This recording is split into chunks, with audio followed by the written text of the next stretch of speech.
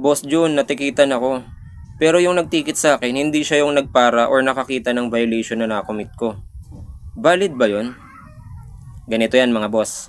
Sa ilalim ng coordinated operation or relay system, pwedeng maging valid ang pagtikit sa'yo. Pero sa papaanong paraan? Halimbawa, tanungin mo sila at i-verify mo kung under ba sila ng isang grupo or mission order. Kapag na-verify mo ito at tama at nasa isang grupo sila, valido o katanggap-tanggap ang paghuli sa'yo.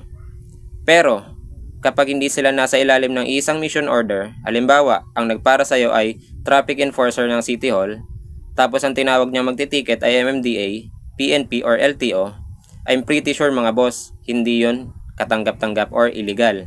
Dahil, hindi pwedeng mangyaring iisa sila ng mission order dahil magkakaiba sila ng ahensya. Maliban na lamang kung meron silang joint operation katulad ng nakikita natin sa EDSA busway na magkakahalong MMDA at Coast Guard or SAIC, yung mga ganon. Yun ang madalas na joint operation.